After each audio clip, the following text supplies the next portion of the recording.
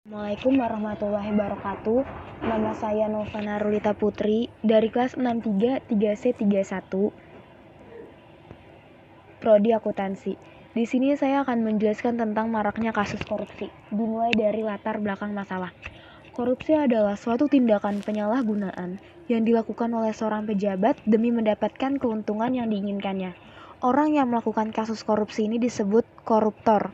Istilah lain kata korupsi dalam bahasa Inggris, corruption, dan korup dalam bahasa Prancis, corruption, dan dalam bahasa Belanda, korupti, yang menjadi kata korupsi dalam bahasa Indonesia.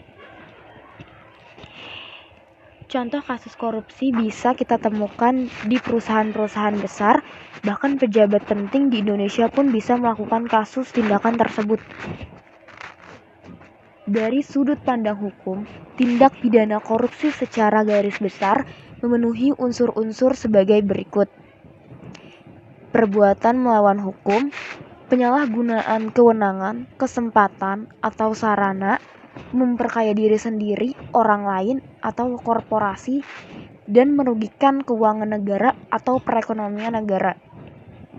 Jenis tindak pidana korupsi diantaranya, tetapi bukan semuanya, adalah memberi atau menerima hadiah atau penyuapan, penggelapan dana, pemerasan dalam jabatan, ikut serta dalam pengadaan bagi pegawai negeri atau penyelenggara negara, dan menerima gratifikasi.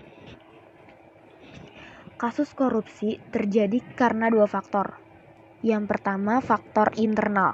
Faktor internal merupakan faktor utama penyebab kasus korupsi, yaitu yang berasal dari dalam diri sendiri, sifat karakter seseorang yang mempengaruhi tindakannya, yakni sifat serakah dan gaya hidup berlebihan. Yang kedua, faktor eksternal. Faktor terjadinya yang kedua ini ialah faktor yang berasal dari luar diri sendiri, seperti lingkungan sekitar yang dapat mempengaruhi pemikiran seseorang sehingga ia melakukan tindakan tersebut, yaitu faktor ekonomi, faktor politik, faktor organisasi, dan faktor hukum. Para pelaku korupsi selalu punya cara untuk bermain aman dalam melakukan korupsi. Hanya saja mungkin kita kurang tahu tentang tindakan tersebut, atau mungkin jaksa yang menutupi suara dengan sejumlah uang. Di masa seperti sekarang ini, beberapa akibat dari maraknya kasus korupsi di Indonesia, yaitu kurangnya keadilan masyarakat. Seperti yang kita tahu, maraknya kasus ini di Indonesia menyebabkan kurangnya keadilan antara rakyat biasa dengan para pejabat penting, karena di sisi lain rakyat biasa sangat merasa dirugikan, tidak mendapat keadilan yang semestinya. Yang kedua, pengangguran semakin meningkat. Korupsi ini menyebabkan banyaknya pengangguran di saat rakyat sedang berusaha untuk menjalani hidup yang lebih layak. Justru para pejabat dengan mudahnya bergaya hidup mewah dan serba ada. Lemahnya KPK. Semakin banyaknya kasus korupsi, sejauh ini KPK justru menurun dan melemah karena banyaknya suap menyuap yang bersifat rahasia. Kerugian di masyarakat. Kasus ini merugikan banyak pihak di masyarakat, khususnya para rakyat kecil, karena mereka sudah percaya tapi malah dibuat kecewa oleh para koruptor. Contoh kasus korupsi terbesar yang terjadi di Indonesia. Ini contoh yang ada dan terjadi korupsi di Indonesia. Kasus Pelindo.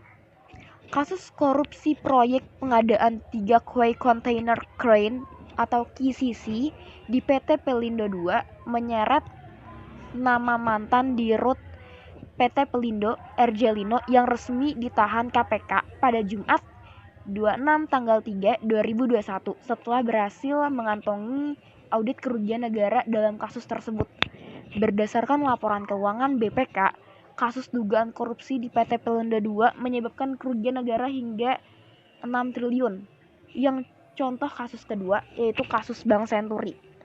Negara mengalami kerugian sebesar 7 triliun atas kasus Bank Senturi. Pemberian fasilitas pendanaan jangka pendek atau FPJP ke Bank Senturi telah menyebabkan kerugian negara sebesar 689.394 miliar.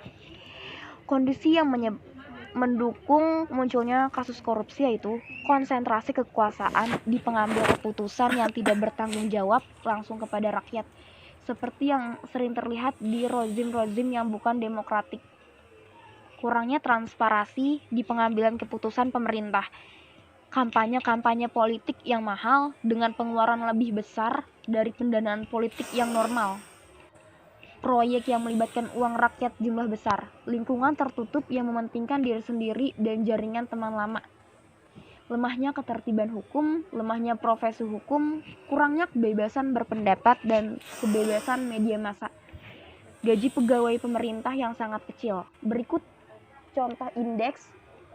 adalah gambar indeks persepsi korupsi di 2009.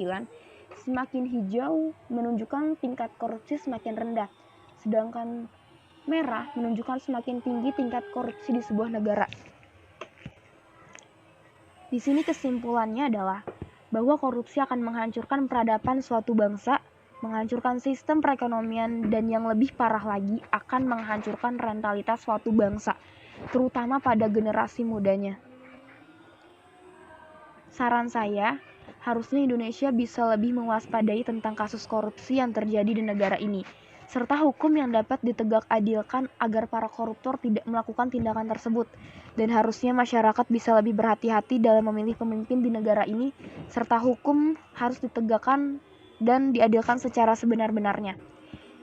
Sekian dari saya. Terima kasih. Wassalamualaikum warahmatullahi wabarakatuh.